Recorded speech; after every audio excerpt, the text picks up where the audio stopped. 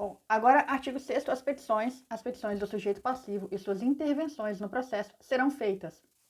Bom, estamos falando de petições e intervenções. Serão feitas pessoalmente por intermédio do titular, sócio-gerente, administrador, diretor, ou então equivalente, na forma como forem designados no instrumento constitutivo da sociedade ou na declaração de empresário, conforme o caso. Então, petições pessoalmente. Também, petições e intervenções, né? Poderão, no processo, serão feitas, né? Serão feitas por advogado, por mandatário, com poderes especiais. Serão feitas também por preposto. Assim entendido, pessoa que mantenha com o sujeito passivo vínculo empregatício, ou então contrato de prestação de serviço profissional continuado. Então, olha só, esse preposto pode ser com vínculo empregatício, né? CLT, ou então contrato de prestação de serviço profissional continuado. Quem mais pode fazer petição e intervenção no processo? Bom, elas serão feitas pelo síndico, pelo administrador judicial da massa falida. Massa falida, síndico, administrador judicial. Também poderão ser feitas pelo inventariante no caso do espólio. Espólio e inventariante, petição e intervenção no processo tributário de Minas. Por quem estiver na administração de seus bens ou negócios, tratando-se de sociedade, sociedade sem personalidade jurídica. Sem personalidade jurídica. Então, uma sociedade sem personalidade jurídica, quem estiver na administração desses bens ou negócios poderá, então, as petições do sujeito passivo e suas intervenções, petições e intervenções serão feitas também por quem estiver na administração. Em se tratando de PTA em meio físico, a prova da identificação do interessado no instrumento de mandato ou do vínculo com o sujeito passivo será entregue juntamente com a petição ou realizada no ato de intervenção. Olha só, então a gente está falando de um PTA em meio físico. A prova de identificação do interessado, do instrumento de mandato ou do vínculo com o sujeito passivo, então, o instrumento de mandato ou então desse vínculo com o sujeito passivo vai ser entregue juntamente com a petição, ou então realizada no ato da intervenção. Então, petição e intervenção vai ser, no caso da petição, vai ser juntamente com a petição, ou então realizada no ato da intervenção, a prova de identificação do interessado, também um instrumento de mandato e o vínculo com o sujeito passivo. Então, quer dizer, essa documentação toda já tem que vir no momento que ele está entregando essa petição ou realizando o ato de intervenção. Os atos promovidos no PTA pelos servidores fazendários serão fundamentados e formalizados mediante termos próprios. Então, atos promovidos no PTA por quem? Por servidores fazendários vão ser fundamentados e formalizados mediante termos próprios. É assegurado ao interessado o quê? Ampla defesa na esfera administrativa. Então, olha só, ele tem ampla defesa, né? Aduzida por escrito e acompanhada de todas as provas que tiver, desde que produzidas na forma do prazo legal. Então, olha só, o interessado tem direito à ampla defesa na esfera administrativa, obviamente, né? E isso tem que ser por escrito e também acompanhada de todas as provas que tiver, desde que produzidas na forma dos prazos legais. A errônea denominação dada à defesa, recurso ou reclamação, não prejudicará a parte interessada, salvo se for uma hipótese de má-fé. Então, quer dizer, ele denominou errado, ele falou errado.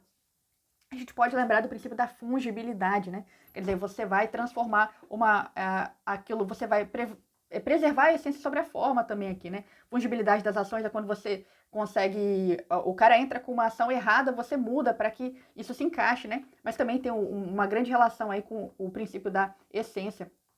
Qual era a essência? Ele queria fazer uma defesa, um recurso, uma reclamação, ele mudou o nome, botou errado o nome. Não tem problema, se não tiver má fé, não vai prejudicar a parte interessada.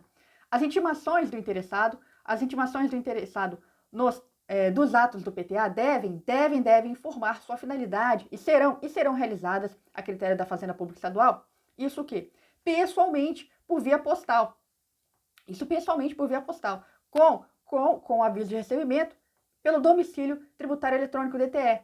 Ou então, por meio de publicação no órgão oficial dos poderes do Estado, ou então no Diário Eletrônico da Secretaria do Estado. Então, intimações do interessado dos atos no PTA devem informar a finalidade e serão realizadas. Então, elas vão informar a finalidade e serão realizadas a critério da Fazenda Pública Estadual realizadas pessoalmente. Como? Via postal com aviso de recebimento, via postal com AR.